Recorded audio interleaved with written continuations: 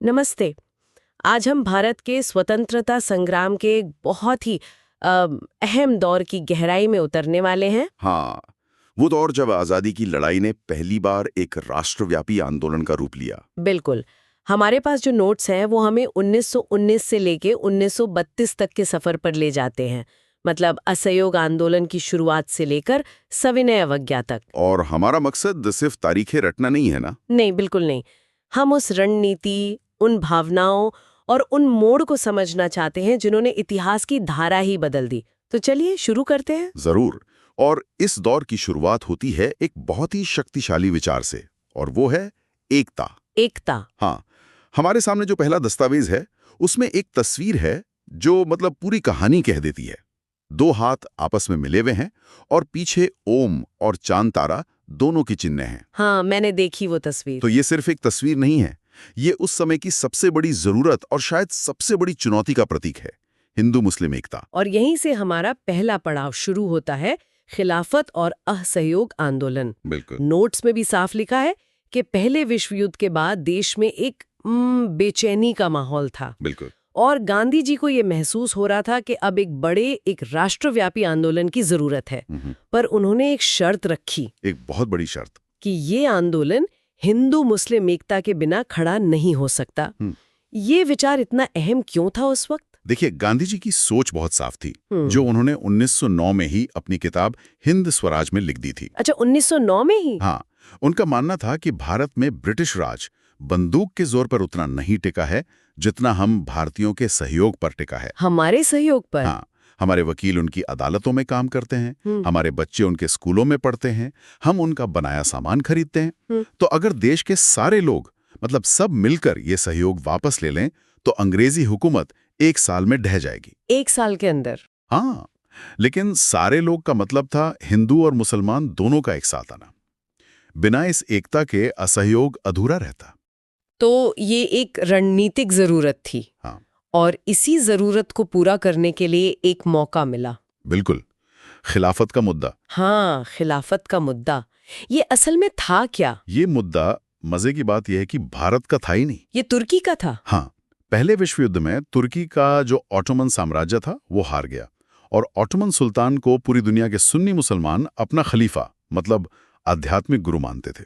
अच्छा। तो अफवाह ये फैली कि अंग्रेज अब खलीफा पर एक बहुत अपमानजनक संधि थोपेंगे और उनकी सारी शक्तियां छीन लेंगे। इससे भारत के मुसलमान बहुत बहुत नाराज थे। और उनकी इसी भावना की रक्षा के लिए? हाँ, मोहम्मद अली और शौकत अली, जिन्हें अली बंधु भी कहते हैं, उन्होंने 1919 में बॉम्बे में एक खिलाफत कमेटी बनाई। और गांधी जी ने इसमें एक सुनहरा अवसर देखा? बिल्कुल। उन्होंने खिलाफत के मुद्दे को भारत की आज़ादी की लड़ाई से जोड़ दिया। ये कांग्रेस के लिए तो एक बहुत बड़ा कदम रहा होगा। क्या सब लोग आसानी से मान गए थे? नहीं, बिल्कुल नहीं। कांग्रेस के अंदर कई बड़े नेता हिचक रहे थे। उन्हें लग रहा था कि एक धार्मिक मुद्दे को राष्ट्रीय आंदोलन से जोड़ना ठीक नहीं है। लेकिन गांधी जी ने सितंबर 1920 में कलकत्ता अधिवेशन में सबको मना लिया। उन्होंने समझाया कि खिलाफत का समर्थन करके हम मुसलमानों का दिल जीत सकते हैं और एक ऐसी एकता बना सकते हैं जो अगले 100 सालों तक नहीं टूटेगी। और इसी तरह खिलाफत और स्वराज के लिए असहयोग आंदोलन दोनों एक साथ शुरू हुए। एक बड़ी नदी की तरह बहने लगे। तो जनवरी 1921 में जब ये आंदोलन शुरू हुआ तो इसका असर कैसा था, खासकर शहरों में? हमारे नोट्स में एक तस्वीर है जिसमें विदेशी कपड़ों का एक बड़ा ढेर जलाया जा रहा है। हाँ, और छात्र स्कूल से बाहर आ रहे हैं और वकील अदालत के बाहर खड़े हैं। ये तस्वीर उस समय के माहौल को एकदम साफ दिखाती है। ये उस शुरुआती जोश को बिल्कुल सटीक दिखाती है। शहरों में खासकर मध्यम वर्ग ने इस आंदोलन को हाथों हाथ लिया। हजारों छात्रों ने सरकारी स्कूल कॉलेज छोड़ दिए। टीचरों ने भी इस्तीफे दे दिए। हाँ, हेडमास्टरों और शिक्षकों ने इस्तीफे दे दिए। वकीलों ने अपनी प्रैक्टिस छोड़ दी। चुनावों का भी बहिष्कार हुआ था ना? हाँ, मद्रास को छोड़कर लगभग सभी प्रांतों में काउंसिल के चुनावों का बहिष्कार किया गया। ये अंग्रेजी व्यवस्था का हर स्तर पर एक शांतिपूर्ण विद्रोह था। और इसका आर्थिक असर वो तो जबरदस्त पड़ा होगा। विदेशी कपड़ों की होली जलाना सिर्फ एक प्रतीक तो नहीं था। नहीं, ये ब्रिटिश अर्थव्यवस्था पर सीधा हमला था। बिल्कुल। ये आंदोलन का सबसे सफल पहलू था। अच्छा। शराब की दुकानों के बाहर पिकेटिंग की गई, मतलब लोगों ने रास्ता रोक दिया ताकि कोई अंदर न जा सके। विदेशी सामानों का बहिष्कार हुआ।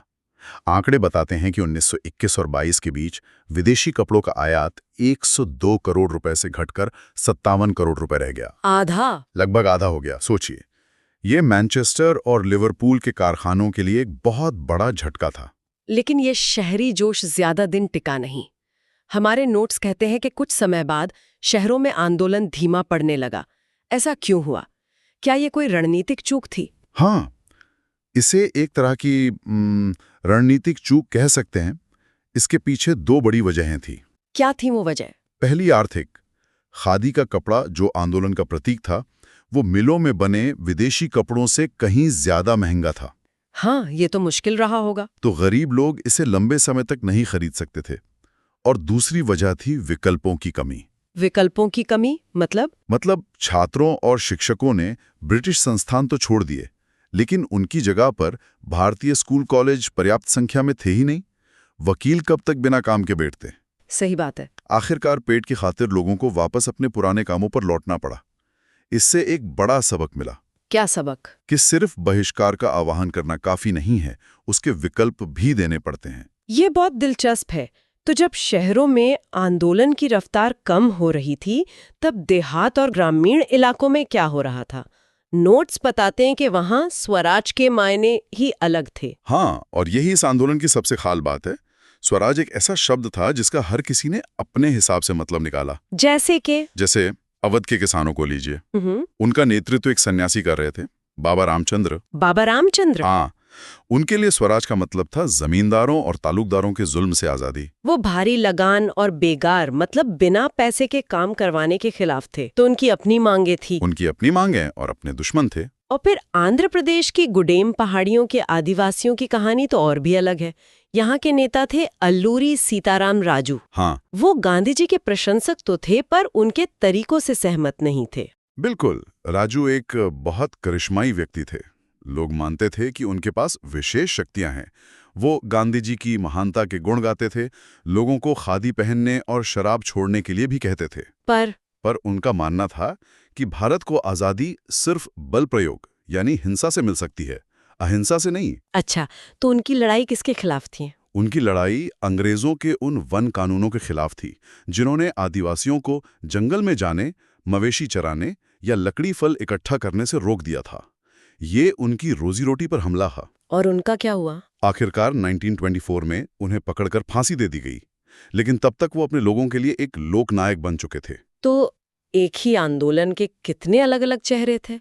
और असम के बागान मजदूरों के लिए तो स्वराज का मतलब और भी ज्यादा बुनियादी था। उनके लिए स्वराज का मतलब था चार दीवारी से बाहर निकलकर अपने गांव वापस जाने की आजादी। चार दीवारी से बाहर निकलना? हाँ, अंग्रेजों ने 1859 के एक एक्ट के तहत उन्हें बागानों में लगभग कैद कर रखा था।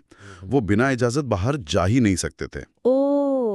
जब उन्होंने सुना कि गांधी राज आ रहा है, तो उन्हें लगा कि अब सब आजाद हैं और उन्हें अपने गांव में जमीन मिलेगी। हजारों मजदूर बागान छोड़कर चल पड़े अपने घरों की तरफ। हाँ, लेकिन वो कभी मंजिल तक नहीं पहुंच पाए। उन्हें रास्ते में ही पकड़ लिया गया और बहुत बुरी तरह पीटा गया। ये दिखाता है कि कैसे एक राष्ट्रीय विचार स्थानीय शिकायतों के साथ मिलकर अलग-अलग रूप ले लेता है। लेकिन ये सब आंदोलन अचानक रुक गए। हम कहानी के अगले मोड़ पर आते हैं, चौरी चौरा। हाँ, फरवरी 1922 गोरखपुर के पास चौरी चौरा में एक शांतिपूर्ण जुलूस और पुलिस के बीच टकराव हो गया। और वो हिंसक हो गया? बहुत ज्यादा। गुस्साई भीड़ ने एक पुलिस थाने में आग लगा दी, जिसमें 22 पुलिस वाले मारे गए। जैसे ही गांधी जी तक की खबर पहुंची, वो स्तब्ध रह गए। उनके लिए तो अहिंसा सबसे ऊपर थी। बिल्कुल, उनके लिए आंदोलन का मूल सिद्धांत ही अहिंसा था। उन्हें लगा कि देश अभी एक बड़े अहिंसक आंदोलन के लिए तैयार नहीं है, और उन्होंने असहयोग आंदोलन वापस ले लिया। ये तो एक बहुत बड़ा फैसला रहा होगा। एक बहुत विवादास्पद फैसला था, जिससे कई नेता सहमत नहीं थे। आंदोलन के अचानक रुक जाने से एक खालीपन तो आया ही होगा। इसी बीच ब्रिटिश सरकार ने कुछ संवैधानिक सुधारों की प्रक्रिया शुरू की और 1928 में साइमन कमीशन भारत आया। इसका इतना जबरदस्त विरोध क्यों हुआ? इसका विरोध होना तो तय ही था। देखिए, सर जॉन साइमन की अध्यक्षता में यह कमीशन भारत के संवैधानिक भविष्य का फैसला करने आया था, लेकिन इसमें एक भी भारतीय सदस्य नहीं था। एक भी नहीं? एक भी नहीं। सारे के सारे अंग्रेज थे। ये भारत के लिए एक राष्ट्रीय अपमान था। इसका संदेश साफ था कि अंग्रेज मानते हैं कि भारतीय अपना भविष्य तय करने के काबिल ही नहीं है। तो इसीलिए जब कमीशन भारत पहुंचा हर जगह साइमन वापस जाओ के नारों और काले झंडों से उसका स्वागत हुआ। तो इस अपमान और गुस्से ने एक नई ऊर्जा को जन्म दिया और इसी पृष्ठभूमि में कांग्रेस ने एक बहुत बड़ा और ऐतिहासिक कदम उठाया, पूर्ण स्वराज की मांग। बिल्कुल, दिसंबर 1929 लाहौर, जवाहरलाल नेहरू की अध्यक्षता में कांग्रेस का अधिवेशन हुआ। ये एक आप कह सकती हैं ऐतिहासिक अधिवेशन था। क्या हुआ था इसमें? इसमें कांग्रेस ने अपना लक्ष्य बदला। अब डोमिनियन स्टेटस नहीं बल्कि पूर्ण स्वराज यानी पूरी आजादी की मांग को औपचारिक रूप से स्वीकार किया गया। और 26 जनवरी की तारीख भी यहीं तय हुई थी। हाँ, ये भी तय हुआ कि 26 जनवरी 1930 को पूरे देश में स्वतंत्रता दिवस के रूप में मनाया जाएगा और लोग पूरी आजादी के लिए संघर्ष करने की शपथ लेंगे। ये एक प्रतीकात्मक लेकिन बहुत शक्तिशाली घोषणा थी और इस नई घोषणा को एक नए आंदोलन की जरूरत थी। बिल्कुल, यहीं से गांधी जी ने एक बार फिर नेतृत्व संभाला और एक ऐसी चीज को अपना हथियार बनाया जिसके बारे में कोई सोच भी नहीं सकता था, नमक। ये गांधी जी की राजनीतिक प्रतिभा का शायद सबसे बड़ा उदाहरण है। उन्हें देश को फिर से एकजुट करने के लिए एक शक्तिशाली प्रतीक की जरूरत थी और नमक से बेहतर प्रतीक क्या हो सकता था? क्योंकि वो अमीर गरीब सब इस्तेमाल करते थे, हिंदू मुसलमान हर कोई। और सरकार ने इस पर टैक्स लगा रखा था जो एक तरह से रोजमर्रा की जरूरत पर जुल्म था। गांधी जी ने 31 जनवरी 1930 को वाइसरॉय इरविन को एक चिट्ठी लिखी, 11 मांगों वाली चिट्ठी। हाँ, और उसमें सबसे अहम मांग थी नमक पर से टैक्स हटाओ। और जब वाइसरॉय इरविन ने इन मांगों को नजरअंदाज कर दिया तब शुरू हुई ऐतिहासिक दांडी यात्रा। हमारे नोट्स में वो प्रसिद्ध तस्वीर है जिसमें गांधी जी समुद्र तट पर नमक उठा रहे हैं और उनके पीछे हजारों लोगों का हुजूम है। हाँ, ये यात्रा अपने आप में एक आंदोलन थी। कैसे? गांधी जी ने अपने 78 भरोसेमंद साथियों के साथ साबरमती आश्रम से दांडी के समुद्र तट तक 240 मील की पैदल यात्रा शुरू की। ये यात्रा 24 दिनों तक चली और रास्ते में जहां भी रुकते हजारों लोग उन्हें सुनने आते। उन्होंने बहुत सरल भाषा में समझाया कि स्वराज का मतलब क्या है और अंग्रेजी कानून को शांति से कैसे तोड़ना है। 6 अप्रैल को जब वो दांडी पहुंचे और समुद्र का पानी उबालकर नमक बनाया तो वो सिर्फ एक मुट्ठी नमक नहीं था। नहीं, वो ब्रिटिश साम्राज्य की नींव पर एक प्रतीकात्मक चोट थी। और इस एक घटना ने पूरे देश में सविनय अवज्ञा आंदोलन की आग लगा दी। पूरे देश में लोगों ने सरकारी नमक कारखानों के सामने प्रदर्शन किए, खुद नमक बनाया, विदेशी कपड़ों का फिर से बहिष्कार हुआ, किसानों ने लगान और चौकीदारी कर देने से मना कर दिया। सरकार ने भी तो सख्ती की होगी। बहुत। सरकार ने दमन का चक्र चलाया, हजारों लोग जेल गए, लेकिन आंदोलन की लहर इतनी तेज थी कि आखिरकार ब्रिटिश सरकार को झुकना पड़ा। 5 मार्च 1931 को गांधी जी और वाइसरॉय इरविन के बीच एक समझौता हुआ, गांधी इरविन पैक्ट। हाँ, और आंदोलन को कुछ समय के लिए रोक दिया गया। ये पहली बार था जब ब्रिटिश सरकार ने किसी भारतीय नेता के साथ बराबरी के स्तर पर कोई समझौता किया था। तो अगर हम इस पूरे दौर को देखें तो एक तरफ गांधी जी का सत्याग्रह का दर्शन है जो शारीरिक बल नहीं बल्कि शुद्ध आत्मबल और अहिंसा पर आधारित है, और दूसरी तरफ उसी दौर में भगत सिंह जैसे क्रांतिकारियों का विचार है। वो कहते थे कि क्रांति मानव जाति का जन्मजात अधिकार है और स्वतंत्रता प्रत्येक मनुष्य का जन्मसिद्ध अधिकार है। तो मंजिल एक थी पर रास्ते अलग अलग थे। बिल्कुल, और ये दोनों रास्ते अहिंसक और क्रांतिकारी एक दूसरे को प्रभावित भी कर रहे थे और अपनी अपनी जगह भारतीय जनमानस को आजादी के लिए तैयार कर रहे थे।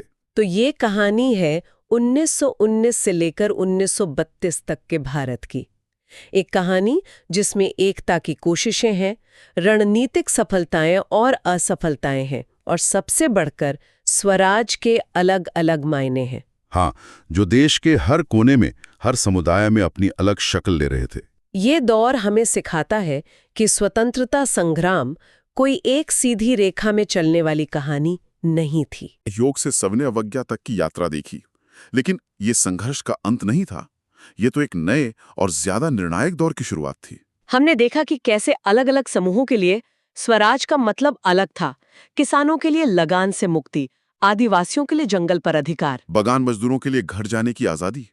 और यही बात हमें आज भी सोचने पर मजबूर करती है। क्या 1947 में हमें राजनीतिक आजादी तो मिल गई, लेकिन क्या स्वराज की वो व्यक्तिगत और सामाजिक लड़ाई जो हर समुदाय अपने स्तर पर लड़ रहा था, आज पूरी हो चुकी है?